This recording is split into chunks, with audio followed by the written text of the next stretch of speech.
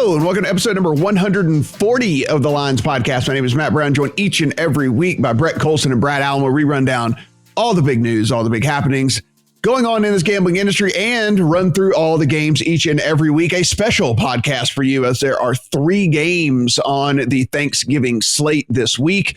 We are going to run through those, but before we get going, as always, guys, be sure and follow Brett at Brett Collson over on Twitter, at Brad Allen NFL. And if you want to follow me, at Matt Brown M2 as well. We are going to talk about some futures bets. We're going to talk about how these divisions are breaking down. We're going to talk about anything that we can talk about from a Super Bowl MVP aspect, and then we will hit on the 3 Thanksgiving games. Guys, let's go ahead and kick things off here and talk about some of these other betting markets that are still available out there in the over at DraftKings, FanDuel, et cetera, all the different places that are still having up these other ways that we can still bet the NFL season. And let's kick things off with the ones that, the one that people are definitely still looking at, and that's the Super Bowl, right? I mean, the futures market's still up. Chiefs sitting at 3-1 at DraftKings, Saints at 5.5 to 1, Steelers 5.5 to 1, everybody else 11 to 1 or longer. Brad, I'll start with you.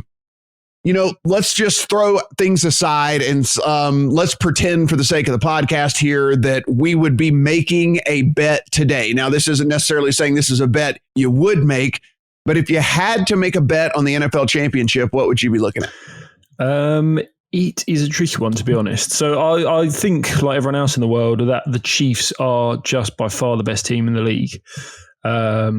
You get the sense watching them that they're a bit like a horse who's just cruised through the race, and the jockey sat there just dead still, and everyone else is whipping their horse, and the Chiefs are just sort of cruising along with whatever they've got in reserve.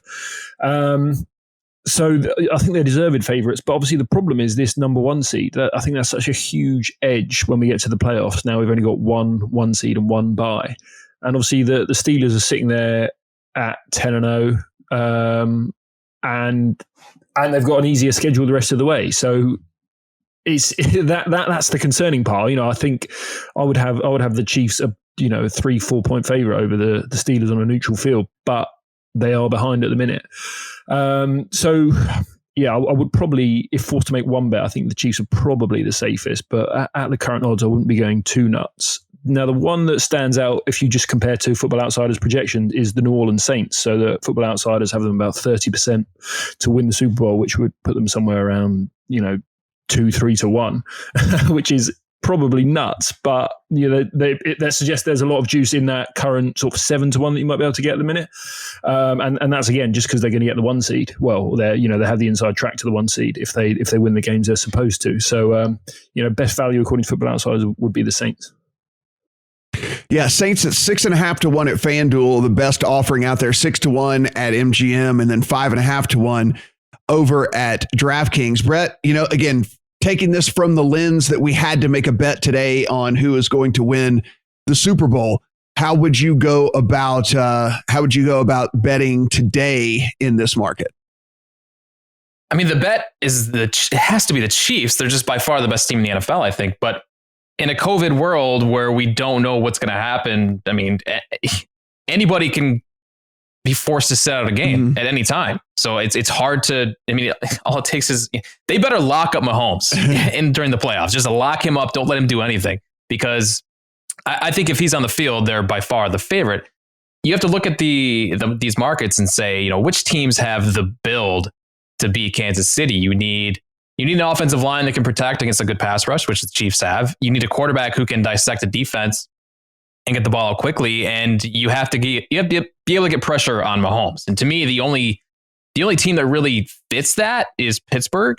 Maybe New Orleans if Breeze gets healthy. That's pretty much it. Mm-hmm. So I don't see a whole lot of value in the market outside of these 3 teams. And it really comes down to who can beat Patrick Mahomes and Andy Reid. And yeah, like Brad said, the playoffs are probably going to go through Pittsburgh, but I'm not all that worried about that with Kansas City. In a world where we're not likely to have fans during the playoffs, and travel is not going to matter that much either. So I don't know. I don't know what I would do, but I think Pittsburgh is really the one team that can knock off Mahomes this year. Yeah, I think it's like you said, I think it's a 3-team race. It's either the Chiefs, the Saints, or the Steelers. I mean, you look at all these other teams, they have just incredible warts on them, right? I mean, we saw the wart that played out with the Bucs just on Thursday, just on Monday Night Football. And you look at the Rams, and even though they won that game, the giant wart being is Jared Goff under pressure. He threw 2 bad picks last night, but they were able to dink and dunk the ball down the field to get the win. But is that going to win all the way through the playoffs and into the Super Bowl? I don't think so. Someone figures out a way to get that done. We know the woes of the Seahawks from the defensive side of things. The Ravens can't really score anymore. That offense not really clicking. So again, guys, it's kind of a boring thing to say, but you're still getting 3-1 on the Chiefs. And so if I had to make a bet today, I think my bet would be on the 3-1 Chiefs. So we don't really have to talk about the AFC championship here, because we like the Chiefs for the Super Bowl. We like the Chiefs for the AFC as well. But on the NFC side of things, I mean, the Saints are the short shot, plus 225 over at DraftKings. If we flip over to DraftKings, the NFC, they're 260 over there. So you get a little bit better odds. But Brett, okay, if it's not the Saints, Packers, Rams, Seahawks, Bucks, Cardinals, even who do you think could knock off the Saints? Cowboys. No. A lot of these teams are so close to me. Saints, Packers, Bucks, Rams, Seahawks. I would probably take the team with the longest odds. I think any of these teams could get through. Mm-hmm. So I would probably take the Seahawks at plus 600 and hope that Russ gets hot. Brad, what about you? I think if it was me, if I had to make a bet today and it was not on the Saints, I think I might take a flyer on the Cardinals. You can get 16-1 on the Cardinals, and all they really got to do is get in the playoffs, right? I mean, once you get in the tournament, then you're in the tournament and you just got to win. I mean, 5-1 on the Pack, 5-1 on the Rams, 5-1 on the Seahawks. All of that just isn't quite as tempting to me as a team that's probably going to make the playoffs in the Cardinals, and you're getting, triple the odds that you're getting on any of those teams I just mentioned. Yeah. If I was forced to make one bet, I would actually just plump for the Saints. I think they're the most complete team. The defense is playing like it's top 5 unit at the minute. The team outside of the quarterback, elite weapons, elite scheme. And it seems like it doesn't really matter who you plug in there. Well, at least against the Falcons. As I say, if they have, I just think the 1 seed is so important this year, because in any NFL game between 2 playoff teams, you've got a chance to lose. So just sitting out that first week, I think, is just a huge edge. And again, that's in the Football Outsiders projections. They've got the Saints 48% just to win the NFC. So that's a huge edge versus the market currently. And we know, even if I do worry about the Saints ceiling, so I probably prefer them to win the NFC than the Super Bowl, because I think they are a bit limited with Breeze or Taysom, just compared to, Mahomes or someone. But I do think they can bully their way, through the regular season with the best record and get that 1 seed. So I do think Saints to win the NFC is a solid bet. Plus 260, your best odds on the Saints. You're going to find that over at FanDuel. So FanDuel offering the better futures odds so far on the stuff that we're talking about here. Division winners. These divisions, some are already almost in the bag here. Some are going to be quite interesting for us to talk about. And I think the most interesting, let's kick it off right off the bat, is going to be the NFC East. And I think y'all probably knew where I was going with that. And so here we go. The NFC East, the Eagles, Cowboys, Giants, and Washington, all still live, all still very live, I should say, in that division. Where do you, Brad, I'll start with you on this one. So we have a division where a team is going to win this thing with like 6 wins. So who is the team that gets to 6 wins if you're picking somebody out of the NFC East? Yeah, so with these ones, I always start with the Football Outsiders projections, and they found pretty big value on the Giants there. They thought they should be closer to plus 200 compared to, I think, is there plus 350 out there roughly?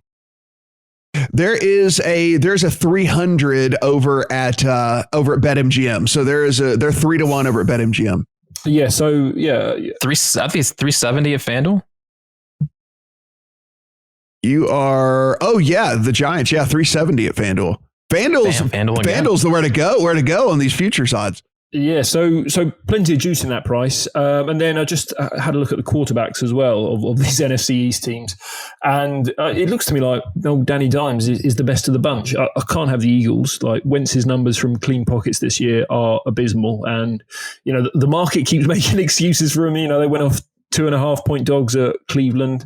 And he just did what he's done all season. Wentz just threw stupid interceptions, pick sixes. Just he's playing awfully. And I couldn't be backing him. So I do think the Giants are good value. They've probably got the best quarterback. The defense is improving as the year goes on. It's solid, although it's not necessarily projected in the numbers. But you watch them play; they seem well coached. I just thought there's a bit of juice in that price at plus 370 for sure. Brett, I agree completely. In a division that is complete dumpster fire, I think the Giants actually are probably playing the best right now of any of these teams, if that's possible. I mean, none of them are playing good, obviously, but I think maybe the Giants are probably playing the best. But at the end of the day, I'm getting 370 on them. So that's really all you have to say, because none of these teams have separated themselves from the other. So if you're going to give me the team that's getting 370, that seems like the best bet to make. Definitely. And I'm throwing away Philly because, look at this Eagles schedule coming up. Seahawks, Packers, Saints, Cardinals, and then Cowboys, Washington. They might already be out of it by the time they get to the NFC. It's NFC East there. So I don't know why the Eagles are favored. I really don't. I think, the Giants are interesting because they already have 3 in-division wins. And now they face Cincy this week. And then it gets a little tougher. Seattle, Arizona, Cleveland, Baltimore. But then they close with Dallas. I think that Dallas Giants game could decide the division. I think that's where we're going to be in week 17. Washington, I don't know. This is a pretty tough schedule. If you like Washington this week, I think you should also bet them to win the division. Mm-hmm. If they get through Dallas this week, and then they got Pittsburgh, but San Fran, they can win. Seattle, I don't know. Then Carolina, Philadelphia to close it out. It's an absolute mess. So I think the Giants are probably the safest bet if you can get plus 370 right now. I don't hate a Washington flyer either, just because they have the longest odds, but I would not bet the Eagles at this price. No, me neither. So NFC, let's go to the NFC North, and Packers are minus 850 to win that division. Guys, I don't need to spend a ton of time on this. They are minus 11. They're minus 1112 over at BetMGM on this one. Look, they are by far the best team in that division. They are definitely the best team out of the Bears, Vikings, and Lions. Lions have no shot whatsoever. The Bears, as we've talked about several times on our podcast, we all thought were a paper tiger. And then the Vikings really killed their chances this past week as well. I don't think much discussion here. Brett, Packers minus 835. It's not something I would bet on. And so I think this division is probably just a pass. Yep. I have nothing here. I have a Lions future, so I guess I'll pray and hope that somehow comes through. That's not, no. I think this division is pretty much locked up. Brad, do you see any way that the Bears or the Vikings are able to come back in this division? I do not, Matt. Yeah. All right. I'm making sure. I'm just making sure. NFC South, Saints, big favorites, minus 850. The Bucks are plus 500. There was a short time ago where the Bucks were actually the favorite in this division. A lot of people thinking that the Bucks were going to take this thing home. Then the Saints just do kind of what the Saints have done so far this year and just continue to win games, no matter who they throw out there. Kind of like you said, Brad, it doesn't really matter. They are minus 770 at DraftKings. They are minus 850 at FanDuel. They are only minus 400 at BetMGM. Very interesting. They are only minus 400 at BetMGM. Brad, I thought the Bucks were actually going to come out of this division as well. I thought that the Saints were not going to, with their health issues and all the things that were going on, I didn't think they were going to be able to get it done. And, hats off to Sean Payton. He's not going to win Coach of the Year. Mike Tomlin probably is. But what he's been able to do with guys in and out of the lineups, really key players in and out of the lineup is certainly something to talk about. But minus 400 on the Saints as a division winner. And if you wanted the Bucks, you can get them at plus 500 over at FanDuel. Any interest at all, or is this the Saints division? Yeah, no real interest. Just plugging the Football Outsiders numbers in gave me minus 380 for the Saints. So fairish value at BetMGM, but yeah, I'm not involved. Brett, I mean, I guess if you're a Bucs fan and you wanted to have a 5-1 ticket and hope that the Saints just completely collapse, I guess you could. But the problem is even with Taysom Hill starting the next couple of weeks, how soft is this landing spot for Taysom Hill and this Saints team? I mean, it is about as good as humanly possible. When we take a look, the Saints, of course, his first start goes against the Falcons, and we know their defense and what they're all about. Then he gets the Broncos, then he gets the Falcons again, and then he gets the Eagles. And the thing is yeah, the Eagles have a little bit of a pass rush, but outside of that, there's if they aren't not just knocking him all over the field, the Saints are definitely going to outscore the Eagles. And so, I mean, pretty soft landing spot, and then they get breezed back probably against the Chiefs. Yeah, I guess your only hope if you want to bet the Bucs is that they lose this week, and then obviously they face the Chiefs and kind of unravel. Yeah. After that, I don't see that happening with the Sean Payton team. I think they'll be fine whether they beat the Chiefs or not.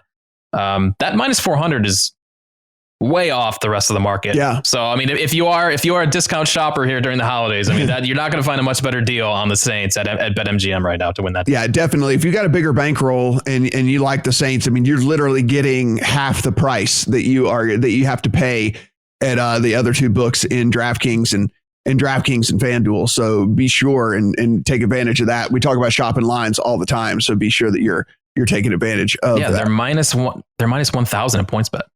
So there you go. I mean, that's so far off market. NFC West, and this one is very interesting. So the Seahawks plus 115 at FanDuel, Rams plus 110 at FanDuel, and the Cardinals at plus 600 over at BetMGM. Seahawks 105, Rams 115, Cardinals 550, and then over at DraftKings, we are sitting with the Rams even money, Seahawks plus 125, and then the Cardinals at 6-1. Brett, this is the division is still up for grabs. These guys are all going to still play each other, a couple of times throughout the course of the season. Well, some of them play each other again. The only team that's out of it, the 49ers, ravaged by injuries, but the other three, in theory, are all still live. Who do you like to come out of the NFC West? I think I'm going to be betting Seattle this week. They've gotten through the brunt of their schedule. It is cupcakes and rainbows from here. Philly, New York Giants, New York Jets, Washington, Rams, San Francisco. That's how they close out their year. They could win out. I would not be shocked if they won out. The Rams have a pretty light schedule as well. Jets, San Francisco, but they play Arizona twice and Seattle. So, I mean, if Seattle beats the Rams in week 16, I think it's a lock that they win this division. Just what they've got coming up. So you're getting plus money on Seattle right now. The Rams are right around even money. I think this is a great bet on Seattle to win the division right now.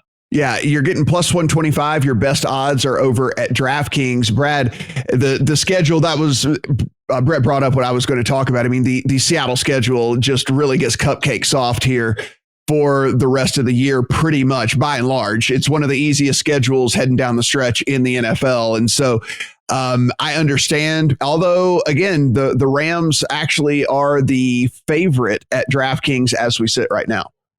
Yeah, I tweeted out last week that I was backing Seattle for the NFC West. Part of that was that I thought the Rams would lose last night, but they did not. But yeah, A, it's the schedule. B, I'm still not convinced by the Rams ceiling. I still think I think they probably caught the Bucs off guard last night by just coming out with 80% passing. I think they had like 26 pass attempts at halftime and 6 runs, and that's probably not going to be, they're not going to catch other teams off guard like that necessarily. And I do think Goff is susceptible to pressure, as we all know. The interesting wrinkle here is that the seed that NFC teams want is probably the 5 seed, because then you'll get to play the NFC East in the first round of the playoffs. So I do wonder if there will be any shenanigans in that Week 16 game where they're trying to lose to face the NFC East if the 1 seed is off the table. So one thing to consider, you would guess McVay would be more likely to to do that sort of thing than the Seahawks, who are a bit more straight up. But yeah, would definitely lean to Seattle at the current price. A Veterans Day, and it like we're gonna take a Veteran Day, except it's on game day. It's not like on a Wednesday during the week. Yeah, we're gonna do that and just take the easier route to the Super Bowl here. Head on over to the AFC East. Brett, your Buffalo Bills minus 470 at FanDuel. The Miami Dolphins plus 370. The New England Patriots are 25-1. They are not even listing the Jets anymore. So that lets you know how that is kind of playing out here. I think that it's probably the Bills are already have this thing in the bag after the Dolphins lost this past week. I couldn't put any more money on the Dolphins after the loss this past week, and kind of seeing what we saw. I think it was a very telling sign from that Dolphins team. That win streak was aided by defensive scores, by special teams, by short fields. When they didn't get that and they had to actually produce offense with Preston Williams being on IR, they were not able to do it. And so Bills at pretty much 5-1 to win that division. I think it would be that bet or a pass for me. Yeah, I'm feeling pretty good about the Bills right now. Last week was a good week to sell Miami. This offense has been a disaster since Tua took over. They're 31st in yards per play since Tua started under center. So this is just not a very good offense. And yeah, they've been aided by a lot of defensive touchdowns and turnovers. That's just not sustainable. So the Bills already have one win against Miami locked up. And, at this point, I think the Bills are just in a great position to finally get off the schneid and win a division here. Brad, I think I'm even more confident in this Bills pick after Brian Flores came out and doubled down on the fact that he is going to continue with Tua at quarterback. He's not going to start Ryan Fitzpatrick, despite the fact that he felt the urge to bench Tua and put Fitzpatrick in when they needed a comeback in a game. So hearing that, to me, almost really just solidifies the fact that I would be Bills here in this division. Actually, the odds, Brett, I didn't even mention, the odds over at DraftKings, minus 715. So they are hugely, hugely, hugely on the Bills there. But if you wanted to bet them, you'd bet them minus 470 over at FanDuel. Brad, any chance the Dolphins come back? Or, I guess we're skipping over the Patriots, but I think that's a foregone conclusion there. Yeah, I'll have a few Dolphins AFC East tickets, and I feel a bit like tearing them up after what I've seen from Tua.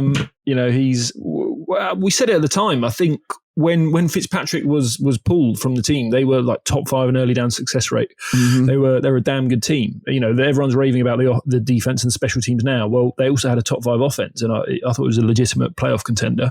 Well, Tua's the 46th graded quarterback in his starts, behind Blaine Gabbert, behind Chad Henne, behind Carson Wentz, behind Garrett Gilbert. Like he's been awful, and they're keeping him in. They seem to me to be just writing the year off, which I do find very strange. So yeah, long story short, I couldn't be backing the Dolphins with Tua at quarterback. Yeah, it's a very strange deal because I understand why they went to him. They want to see what they have in the dude and all of that. But like where they're sitting right now in this playoff picture, if they wanted to make the playoffs, I think they probably could with Fitzpatrick at quarterback. But I don't think that with Tua. And, they're going to look at these other situations and they're going to say, well, yeah, look how good Joe Burrow was doing and look how good Herbert was doing. Look at the option. We saw the option play out in Cincinnati, guys. Like we saw it play out. It's Ryan Finley and it ain't good. Like it's less than 30 yards offense after he came in the game bad. And then a Herbert situation, he had to play. He was forced into playing because Tyrod Taylor was injured. And then he came in and did as well as he did. And you can't really turn back now. So there is an option for Miami that the other teams did not possess and do not possess. And so I don't think it's the same scenario here, but it doesn't look like that is something they're going to do. And like you said, Brad, they might just kind of be punting on the rest of this if they're going to continue with Tua here. The AFC North, Pittsburgh Steelers, minus 2,500 guys. They have such a huge lead in that division with everything that's going on. Brad, can you make a case for the Ravens, or is this one locked up? I cannot make a case for the Ravens. We'll get to that game later because I do think they might have a chance of the upset, but not for the division. 25-1, Brett. I can't imagine there's any. They're actually minus 5,000 at DraftKings. So if you like the Ravens this week, look at the schedule the rest of the way. Like Dallas, Cleveland, Jacksonville, Giants, Bengals without Burrow. They win out probably. So I would have to look at percentages a little deeper to see like what are the odds. I guess we'll be talking about this in a second. What are the odds Pittsburgh loses some games here too? But maybe if you think the Ravens can win this week, maybe there's a shot they still win this division. Here's the problem: is I don't think I'm getting the return on the true odds that of them coming back and winning this. I mean, it's 20-1 at DraftKings, and then it's 18-1 at FanDuel, and it's 16-1 at BetMGM. Like it is far greater than 20-1 odds that they're going to come back and win this division, because every single thing would have to break right their way for the entire rest of the year for them to do that. So my biggest problem just is that I'm not getting the return I need on the Ravens winning this division. So they're also not very good. So it's hard to back a team that really can't generate any kind of offense or passing game. So yeah, that's probably a pass. AFC West, we don't need 60. Sorry. Oh, okay. Yeah, I was going to say 60. Okay. Yeah. Don't need to talk about the AFC West. The Chiefs are going to win the AFC West. So we can go ahead and skip on that. Let's talk about the AFC South, where this one is still hotly contested. Indianapolis Colts, Tennessee Titans. Over at FanDuel, the Colts -160, the Titans +125. If we head to BetMGM, Colts -167, so a much bigger favorite there. Colts +120, and then over on DraftKings, Colts even bigger favorite -182, Titans +125. Brad, listen, I like the Colts for sure, but I don't know if there's a huge difference between them and the Titans. For them to creep up as a nearly -182 favorite over at DraftKings seems a little bit crazy, but is the +120 on the comeback for Tennessee +125, is that really enough? I actually like the favourite here. So again, just plugging into Football Outsiders, they make the Colts -212, which doesn't necessarily account for some of the injuries we've seen up front. I mean, this could be over as soon as this Sunday, because obviously these two play each other. Colts are -3.5 at the minute, and the Titans are really banged up front. Their replacement left tackle he was pulled from the game in the fourth quarter. They could be down to the third string there. The left guard, Roger Saffold, didn't play. They obviously lost their right tackle at the start of the year. And we saw in the first matchup of that Thursday night game between these two that the Colts dominated up front by the end of that game. They weren't able to run the ball, and the play action wasn't working. And if they're missing all these offensive linemen again, then I do think the Colts can win that game comfortably, and then it's already over. So if you can get -160, I think you said there, Matt, I think there probably is some value in that number. Yeah, -160, which is pretty interesting. Brett, +125 is the best number you're going to get on the Titans if you want them. Do you try to get the 125, or do you think you just lay the 160 with the Colts?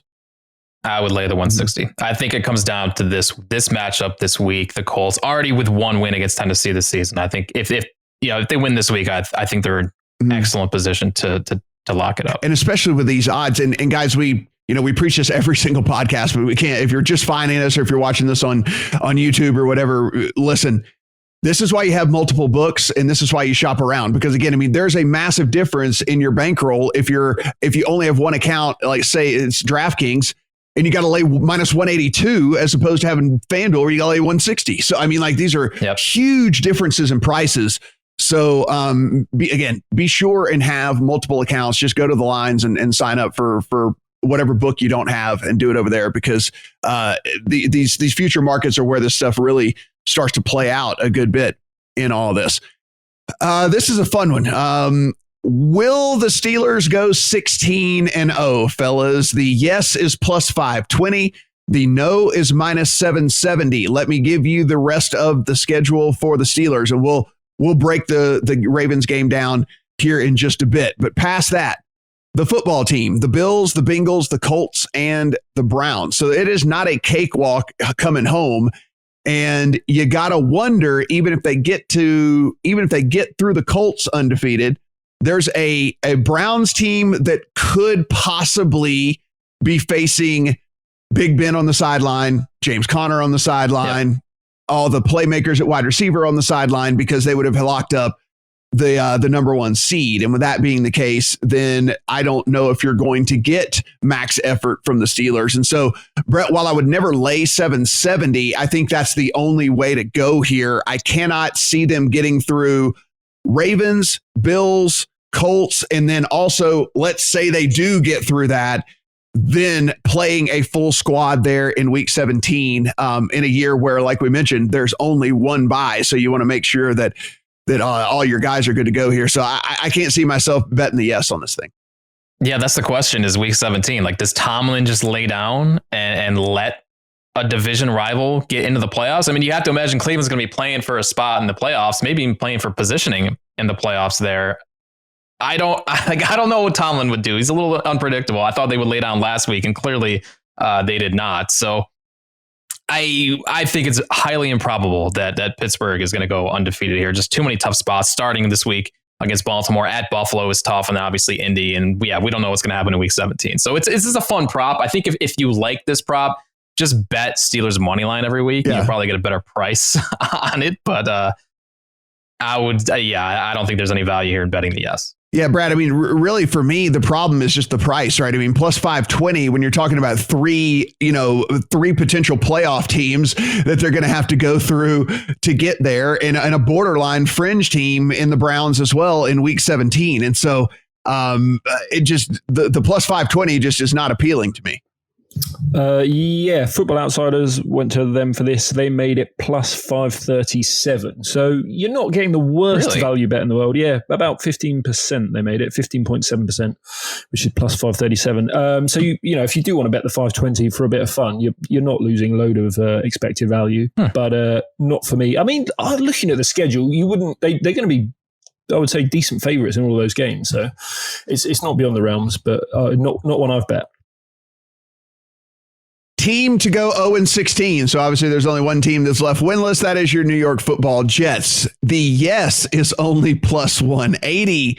The no is minus 225. And guys, when we look at this, essentially, if the Jets want to go 0-16, the Jets can go 0-16. And this is kind of a race for Trevor Lawrence. And the Jags probably aren't going to win another game the rest of the year.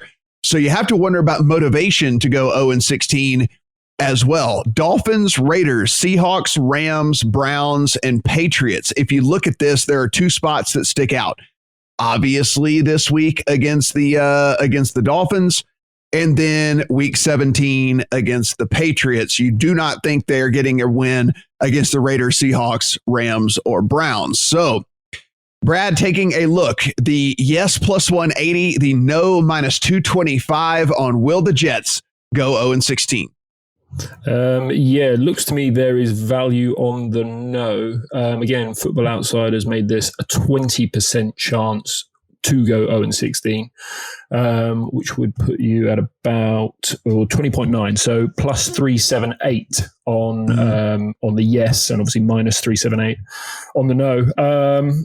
But again, just looking at that schedule, it looks to me like it's going to come down to that Patriots game. Who knows? You know, I think the Dolphins match up quite well because, you know, they won't get beaten at the lines of scrimmage. And then, as you say, the other three there should just smash them up. So I could definitely see this coming down to week 17. So, yeah, you know, as I say, the Football Outsiders model says value on the not to go 0-16, but you'd be a brave man, I think. Brett, this is one of those things where we also have to factor in regional bias here. In the Jets being a home market team, these odds have been bet down like a mofo the last 2 weeks. Like, the Jets fans hate the Jets so bad right now that they have been betting the yes on the will they go 0-16 like something fierce. These odds were actually fairly nice for a while. And then they decided no. And I mean, on a daily basis, it was just falling. I've asked Johnny Avello about it as well. And he said, we've moved into the hate betting. Like, there's spite bets coming in on this team. And so, Brad said we're not getting good value on it, but I guess the question is do you actually think they're going to go 0-16? I don't. Okay. I think they've been playing better football lately. They're getting healthier. The question is, do they bring Sam Darnold back in 2020? They're certainly in no rush to bring him back. I would feel better about the no if Darnold was on track to come back. I think if Flacco's your starter the rest of the year, the chances are higher you're going to go 0-16. And they seem to be okay with that. So it's hard to get a read on this situation. If Darnold comes back, I think they will get a win here at some point in the final 3-4 games. That would be unfortunate for them because they would then lose. Because again, I don't think Jacksonville wins another game the rest of the year either. So it would be interesting there. The MVP market has gotten pretty interesting. For a while there, it was Russell Wilson's award to lose. That has switched pretty good, actually. Now that we take a look here, it is Patrick Mahomes, and rightfully so on Patrick Mahomes whenever we take a look at how well he has played and kind of just doing Patrick Mahomes things. This is kind of we're going to get to a point, guys, whenever we're doing this podcast 2 years, 3 years from now, and we're going to say, like, this could basically just be renamed the Patrick Mahomes Award because they could just give it to him every single year if they wanted to, but they're not going to do it. He has moved over into the favorites slot now. Mahomes, -125 over at DraftKings. He is -125 over at FanDuel. He is -118 over at BetMGM. Russell Wilson, Aaron Rodgers, Kyler Murray round out the next three at all three books. Wilson in that kind of 3.5 to 1 range there. Brett, if we take a look here, I actually took I don't bet futures I did not bet any futures in 2020 because of the COVID situation and all that, but I did take a piece of Mahomes 2 weeks ago when he was still getting plus money on this, and it felt like people were. I always feel like people were propping up Russell Wilson a little bit more than they necessarily had to, right? And so let's take a look here. Mahomes -125, probably the best odds you're going to get on him for the rest of the season. So do you pull the trigger or do you take one of these other guys at plus money?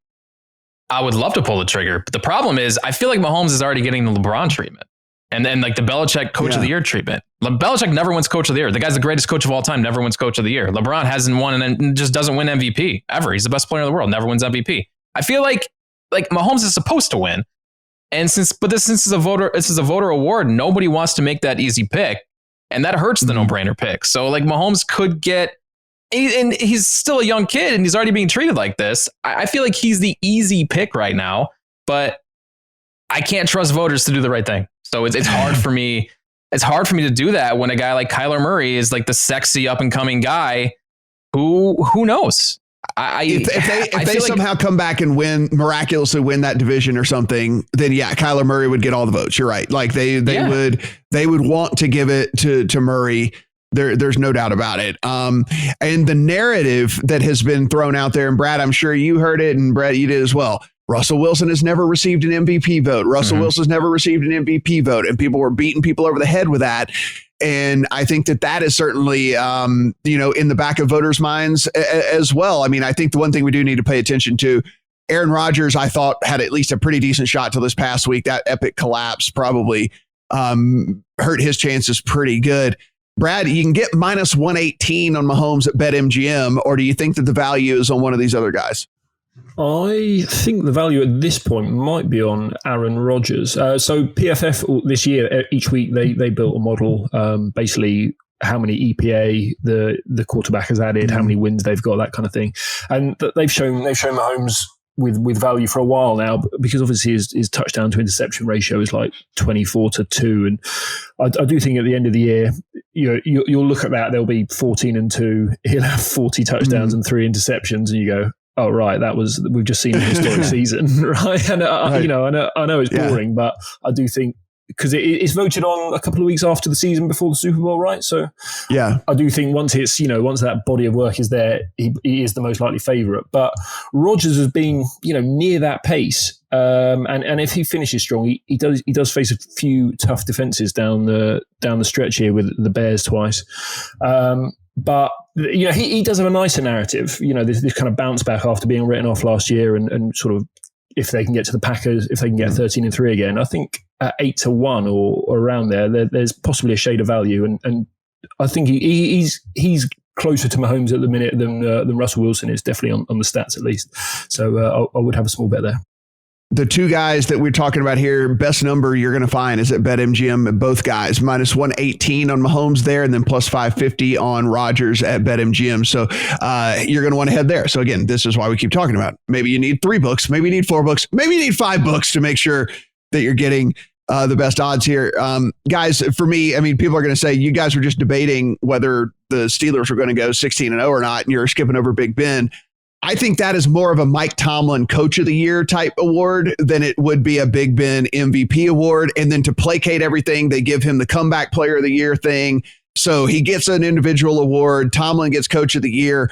I don't think Big Ben's, it's not, I don't think, we can see it with our own eyes. His stats are not going to come anywhere near Mahomes, Wilson, Rodgers, even Kyler Murray's by the end of this season. And so even if they were to go undefeated, Brett, I kind of think that they would just give Coach of the Year to Tomlin, and then they would give Roethlisberger Comeback Player of the Year, and they'd feel comfortable voting for somebody else for MVP.